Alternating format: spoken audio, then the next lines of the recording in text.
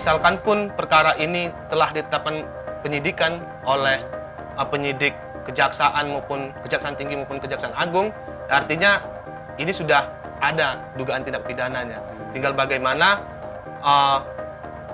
keseriusan kejaksaan dalam menangani atau menangani pengaduan masyarakat sih.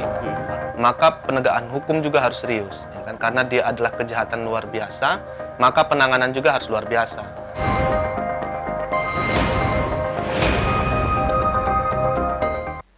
Halo, selamat siang pemirsa. Dugaan korupsi penetapan honorarium penyusunan rancangan peraturan gubernur dan tim evaluasi Raperda APBD Kabupaten Kota pada Sekretariat Daerah Provinsi Lampung tahun 2015 hingga kini belum ada kejelasan.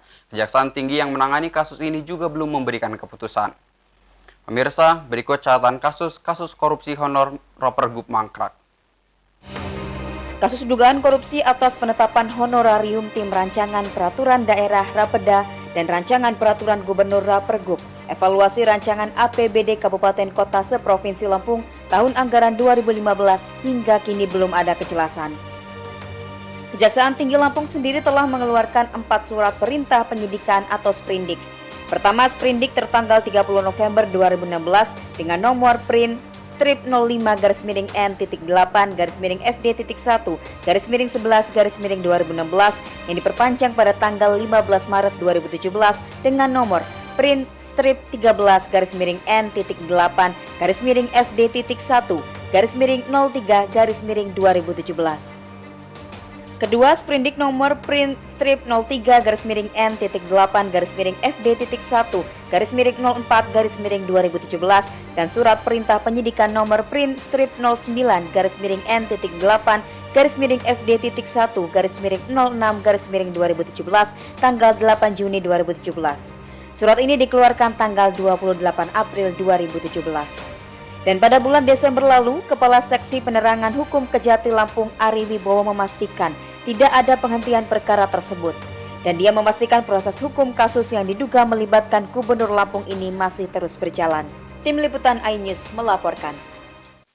Baik pemirsa, kita akan membahas topik ini lebih dalam dengan narasumber yang telah hadir di studio dari Kepala Divisi Advokasi LBH Bandar Lampung, Bang Kodri Ubaidillah. Assalamualaikum, halo, apa kabar? Waalaikumsalam, Bang. Alhamdulillah, baik ya Bang ya, sehat? Sehat, alhamdulillah.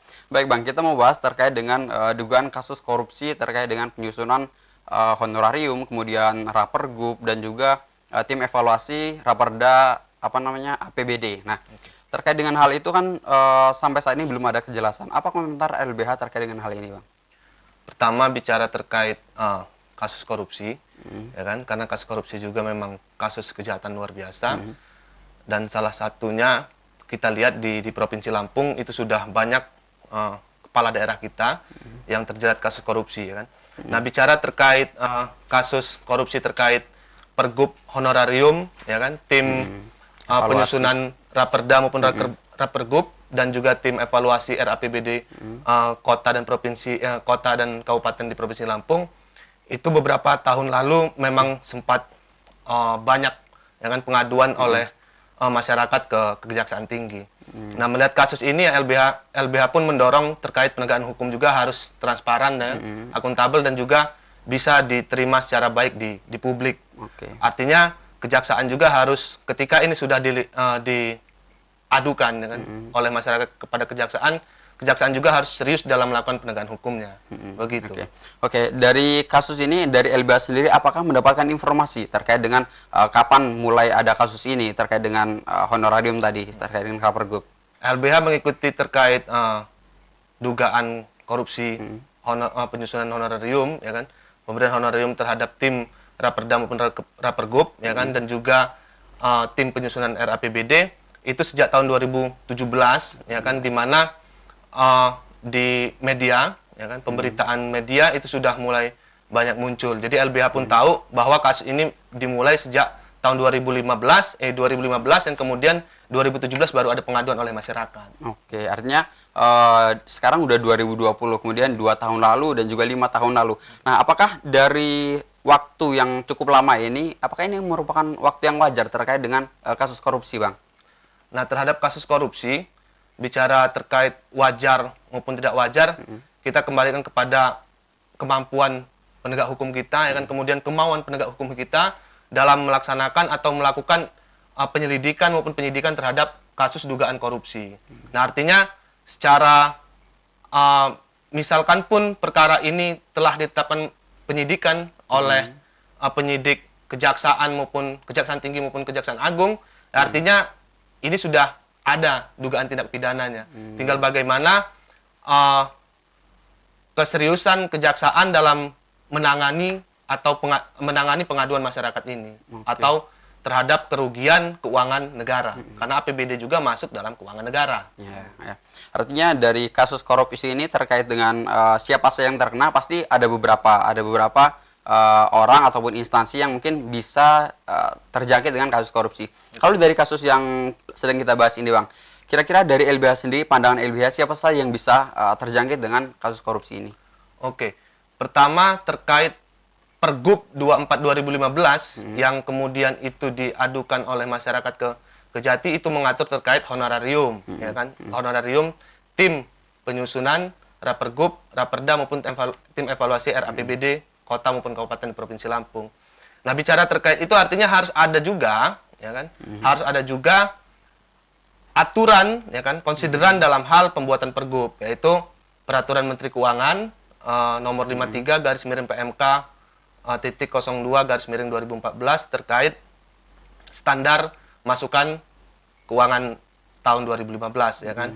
Nah, bahwa tidak boleh juga dalam penyusunan honorarium, ya, honorarium baik dia sekelas presiden, menteri, kemudian di daerah dia gubernur, ya kan. Nah, itu tidak boleh juga mengangkangi peraturan Kementerian Keuangan. Misalkan pun ternyata bahwa di peraturan Gubernur 24 2015 itu adalah menyalahi atau dia mengangkangi peraturan di atasnya, artinya dia telah tidak berdasarkan hukum, kan gitu. Artinya karena dia tidak berdasarkan hukum, maka anggaran yang dikeluarkan itu ada dugaan kesewenang-wenangan, kan gitu. Artinya ada dugaan tindak pidananya atau ternyata itu adalah kesalahan administrasinya. Nah, artinya kejaksaan juga bisa melakukan penyelidikan lebih dalam terhadap kasus ini, ya kan. Bahkan dia bisa juga melakukan pemeriksaan terhadap pejabat-pejabat publik di tahun 2015, ya kan, di mana di situ ada gubernur, kemudian di situ ada bendahara sebagai kuasa anggaran, dan di situ juga ada sekda provinsi, ya kan gitu. Kalau kita lihat tadi kan yang Abang sebutkan tadi bisa melihat dari pejabat-pejabat pada tahun 2015. Nah, dari waktu yang sudah cukup lama ini, apakah kasus itu masih bisa dikenakan dari pejabat-pejabat yang sebelumnya itu, Bang? Benar. Jadi kalau konsep di hukum pidana, siapa yang melakukan maka dia yang bertanggung jawab. Apalagi dalam hal ini adalah terkait keuangan negara. Maka yang bertanggung jawab adalah pejabat-pejabat negara di tahun 2015 ketika memang ini terbukti terdapat unsur pidananya. Oke. Gitu. Oke, berarti pejabat-pejabat yang sebelumnya walaupun mereka sudah sudah berhenti jabatannya atau sebagaimana, tetap harus dikenakan hukuman tersebut apabila melakukan tindakannya. Oke. Iya. Baik, kita jeda sejenak, Bang. Baik pemirsa, kita akan jeda sejenak, tetaplah bersama kami di Catatan Kasus.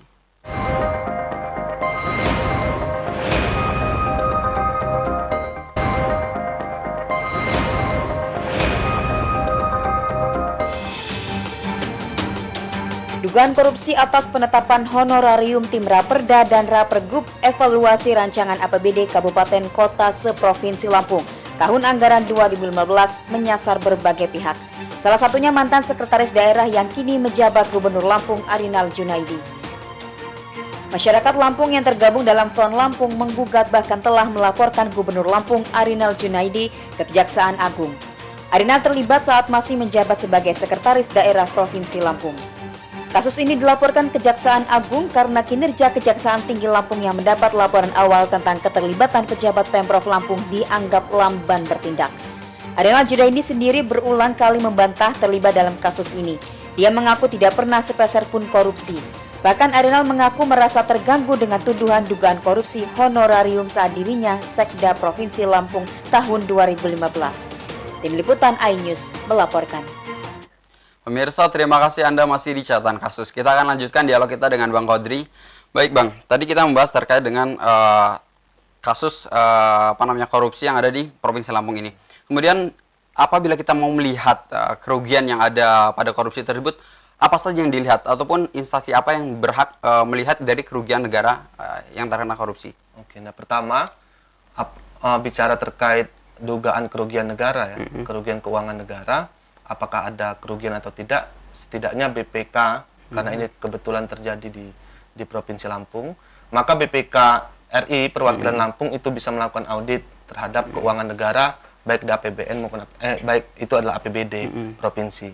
Nah, artinya BPK RI perwakilan Lampung itu bisa melakukan audit terhadap pengeluaran keuangan negara melalui Pergub 24 tahun 2015 tersebut, ya kan, terkait honorarium tim penyusun Raperda, Rapergub, dan juga RAPBD kota maupun kabupaten. Oke. Nah, misalkan pun ternyata itu terdapat dugaan kerugian keuangan negara, BPK juga bisa mendorong Kejaksaan Tinggi untuk bisa melakukan penyelidikan lebih lanjut. Oke, artinya ada instansi juga yang bisa mendorong kejaksaan untuk segera menyelesaikan kasus ini. Nah, kemudian kita lihat dari jangka waktunya, Bang. Ini kan sudah cukup lama, dari tahun 2015, kemudian 2017 melaporkan sampai dengan sekarang. Nah, dari waktu yang lama ini, apakah tidak ada masa daluarsa dalam hal ini? Nah, dalam masalah korupsi, bicara terkait daluarsa, itu bukan tidak ada, artinya tetap ada. Yang misalkan korupsi itu sama dengan daluarsa hukuman pidana mati maupun seumur hidup. Artinya daluarsanya 18 tahun. Misalkan diketahui tindak pidananya, sejak diketahui tindak pidananya. Jadi ada daluarsa selama 18 tahun. Nah, kemudian kita lihat, kalau kita melihat masa daluarsa di Undang-Undang KPK juga kan ada terkait dengan kasus korupsi yang 2 tahun ya, Bang, ya, untuk bisa di SP3. Nah, terkait dengan kasus ini, apakah ada kemungkinan juga bisa di SP3, Bang? Nah, bicara terkait penegakan hukum, ya kan, ketika ini sudah naik ke penyidikan, kemudian dengan bukti permulaan cukup, Kejaksaan Tinggi juga tidak serta-merta bisa melakukan SP3 terhadap perkara ini. Maka ketika perkara ini ternyata tidak memenuhi unsur, ya Kejaksaan Tinggi pun bisa sebenarnya untuk melakukan SP3. Tapi terhadap perkara yang sudah berjalan dan sudah sampai tahap penyidikan, menurut saya pihak Kejaksaan Tinggi pun sudah melakukan koordinasi kepada Kejaksaan Agung untuk memberikan SP2HP dan atau SPDP dan lain sebagainya. Oke. Kalau dilihat dari lamanya perkara ini. Nah, kemudian dari waktunya sendiri, Bang, yang apabila kasus korupsi ini terjadi, nah waktu yang seperti apa bisa langsung dilakukan penyidikan ataupun ditindak seperti apa gitu? Kalau dalam hal dia melakukan penindakan, langsung melakukan penyidikan dan lain-lain, itu misalkan dalam hal tangkap tangan, ya kan? Dalam hal tangkap tangan itu baik pihak polisian, kemudian kejaksaan maupun KPK itu bisa langsung melakukan penyidikan. Oke. Artinya dari KPK ataupun kejaksaan sama-sama bisa melakukan penyidikan, Bang? Bisa. Terkait dengan korupsi. Bisa. Oke. Kemudian kita lihat, kita kembali dengan kasus ini. Menurut LBH sendiri, dengan kasus yang sudah lama, sampai saat ini pun belum ada kejelasan, itu apa pandangan dari LBH terkait dengan kasus yang sedang ditangani oleh kejaksaan ini? Ya, artinya kalau LBH memandang terhadap kasus korupsi itu adalah kasus kejahatan luar biasa, kasus kemanusiaan. Artinya setiap penegak hukum yang melaksanakan tugas dalam melakukan penyelidikan maupun penyidikan dugaan tindak pidana korupsi ya harus serius, dan dia juga harus berkomitmen dalam hal penegakan hukumnya. Jangan sampai pandang bulu, ya kan, atau dia tebang pilih terhadap kasus dugaan korupsi yang sedang ditangani. Oke, gitu. Artinya kita juga sebagai warga, artinya kita juga harus mendorong dari pihak pejabat-pejabat publiknya. Nah, kita lihat bahwa pejabat publik ini kan sering artinya biasa apabila kasus korupsi ini kan melibatkan pejabat-pejabat publik, Bang. Nah, kemudian dari kasus yang sekarang ini tentang Rapergub, kemudian Raperda, pejabat publik ini apakah bisa membuat kasus korupsi ini semakin marak terjadi ataupun seperti apa, Bang? Nah, kalau dalam hal praktek di Lampung, ya kan, di Lampung sendiri, di Provinsi Lampung, kalau kita melihat trennya, dugaan korupsi misalkan kepala daerah, ya kan, dugaan korupsi, kasus-kasus korupsi yang dilakukan oleh kepala daerah di Provinsi Lampung itu biasanya trennya terkait suap, ya kan, kemudian gratifikasi. Nah, tapi kalau terkait Raperda, terkait Pergub 24 2015 yang mengatur tentang honorarium tim Raperda maupun Rapergub itu kan lagi dalam proses penyidikan. Nah, maka tugas misal ini adalah Kejaksaan Tinggi yang menjadi tempat pengaduan, maka dia harus serius dalam menangani sidang. Oke, baik Bang, kita akan lanjutkan setelah pariwara berikut ini.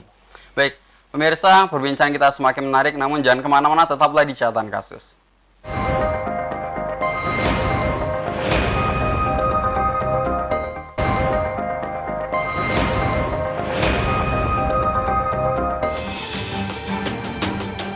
Pemirsa, korupsi merupakan masalah serius karena dapat membahayakan stabilitas dan keamanan masyarakat, merusak nilai-nilai demokrasi dan moralitas, serta membahayakan perekonomian, sosial, politik bangsa. Aparat penegak hukum hendaknya tidak meninabobokan masyarakat dengan janji-janji yang belum jelas kepastiannya, seperti kasus dugaan korupsi penetapan honorarium tim Raperda maupun Rapergub, evaluasi rancangan APBD Kabupaten Kota seprovinsi Lampung tahun anggaran 2015 yang sampai saat ini tidak jelas kelanjutannya. Masyarakat hendaknya secara kontinu mendapat perkembangan terhadap penyelesaian kasus yang terjadi di masa kepemimpinan Ridho Fikardo dan Bahtiar Basri. Tim Liputan iNews melaporkan. Pemirsa, terima kasih Anda masih di Catatan Kasus. Baik, kita akan lanjutkan obrolan kita tadi, Bang. Kita lihat bahwa 6 bulan yang lalu, Pankum dari Kejati juga menyebutkan bahwa kasus ini akan berjalan terus. Nah, apakah LBH Bandar Lampung sendiri yakin bahwa kasus ini harus berjalan dan terus berjalan sampai dengan diputusnya terakhir? Ya, kalau dari pendapat kami, LBH dalam hal dia ini adalah kasus korupsi, maka penegakan hukum juga harus serius, ya kan? Karena dia adalah kejahatan luar biasa, maka penanganan juga harus luar biasa. Artinya dalam hal ini penegak hukum juga harus benar-benar, ya kan, dalam melakukan penyelidikan maupun penyidikan itu harus benar-benar dia bisa secara menyeluruh, ya kan, yang akhirnya dugaan ataupun potensi kerugian negara ataupun kerugian negara yang telah terjadi itu bisa dikembalikan kepada negara. Oke. Kemudian dari kasus ini kan sedang berjalan. Nah, kemudian dari Kejati sendiri sempat melakukan beberapa pertemuan di Kejagung. Nah, apakah LBH sendiri mendengar terkait informasi ini? Kalau informasi bahwa Kejaksaan Tinggi telah berkoordinasi dengan Kejagung, itu menurut saya wajar karena mereka adalah lembaga vertikal yang akan melakukan koordinasi secara terus-menerus. Tapi terkait misalkan inilah gelar perkara dan lain, itu adalah internal kejaksaan. Tapi juga dia harus bisa secara publikasi kepada publik ya harus transparan, ya kan gitu. Oke. Kalau dari perhitungan LBH sendiri, nah LBH sendiri melihat bahwa kasus ini seharusnya sudah sampai tahap apa, Bang? Kalau dari hitung-hitungan LBH? Kalau bicara hitung-hitungan, kita nggak bisa juga memberi ini kan, karena perkara ini telah sampai ke penyidikan, ya maka kita akan menunggu siapa yang akan ditetapkan sebagai tersangka. Artinya ini sudah tindak pidana, tinggal menentukan siapa yang akan menjadi tersangkanya, kan gitu. Baik, Bang, kita lihat bahwa dari pandangan praktisi sendiri ataupun dari LBH sendiri, nah, melihat kasus yang terjadi saat ini terkait dengan honorarium, kemudian Rapergub dan Raperda ini seperti apa? Nah, pertama kalau bicara kasus korupsi, fenomena hari ini di Lampung itu sangat tinggi, ya kan. Bagaimana 4 kepala daerah kita yang terbaru, 4 kepala daerah kita itu ditangkap karena kasus korupsi, ya kan. Pertama, menurut kami, ya kan, menurut saya itu karena kos politik, ya kan? Karena kos politik tinggi, akhirnya pejabat-pejabat yang kemudian dia menduduki kursi-kursi jabatan politik itu berupaya untuk mengulangkan biaya politik yang tinggi, ya kan. Nah, terkait Pergub, ya kan, Pergub 24 2015 ini, apakah ini ada sangkut paut dengan kepentingan bersama maupun dugaan biaya tinggi ataupun ternyata ini adalah ada wewenang, ya kan, yang melebihi, ya kan, melebihi wewenang, tugas yang melebihi wewenang, itu kita serahkan kepada Kejaksaan Tinggi yang hari ini sebagai penegak hukum yang mengawal kasus ini, ya kan, apalagi tahapannya sudah sampai dengan penyidikan. Oke. Kalau lihat kita melihat fenomena ataupun kasus korupsi yang terjadi di Lampung ini. Kemudian mungkin dari LBH sendiri sudah mengkaji sebagaimana kajian-kajian yang ada di LBH. Ini apa yang ditawarkan untuk solusi terkait dengan kasus korupsi yang ada di Lampung ini? Ya, pertama terkait solusi agar tidak ada lagi kasus korupsi ke depannya, pertama kesadaran diri setiap pejabat negara, ya kan. Nah, kesadaran itu yang harus dibangun. Kemudian bagaimana biaya politik, ya kan, kos politik yang tinggi itu juga harus juga masyarakat juga sadar, ya kan. Jangan sampai itu menjadi kultur dan itu ngakar di masyarakat, ya kan. Yang kemudian bagaimana kepentingan masyarakat luas itu harus didahulukan daripada kepentingan pribadi, karena setiap pejabat negara ataupun dia mengisi jabatan-jabatan politik itu sudah jelas, sudah diatur secara baik di keuangan untuk tunjangan maupun gaji-gaji mereka, kan gitu. Oke. Artinya dari Lampung sendiri, baik dari instansi ataupun pejabat-pejabat publik, masyarakat juga berperan aktif ya Bang, harus untuk memberantas korupsi ini. Benar. Mungkin terakhir Bang, terkait dengan kasus yang sedang kita bahas ini, mungkin ada saran ataupun masukan untuk baik kejaksaan ataupun instansi-instansi yang ada di Lampung agar korupsi ini bisa diberantas dan kasus yang sedang kita bahas ini bisa tetap cepat diselesaikan. Ya, pertama bicara terkait harapan LBH Bandar Lampung, ya berharap bahwa penegakan hukum harus benar-benar ditegakkan, ya kan. Bicara keadilan jangan sampai tebang pilih. Artinya siapapun yang melakukan tindak pidana, ya kan, apalagi ini kasus korupsi, dia harus tegas, ya kan. Dia harus tegas dan tidak boleh dia melihat bahwa ini adalah pejabat-pejabat politik atau pejabat-pejabat publik yang ada di Lampung. Maka harapan kita jangan sampai ada tebang pilih terhadap kasus-kasus korupsi. Baik Bang Kodri, terima kasih telah hadir di catatan kasus di Studio Anyes. Sama-sama. Pemirsa, kasus ini tidak hanya dilaporkan ke Kejaksaan Tinggi Lampung, tapi juga ke Kejaksaan Agung. Kita berharap lembaga hukum ini dapat segera menetapkan keputusannya, sehingga akan memberikan kepastian hukum pada semua pihak.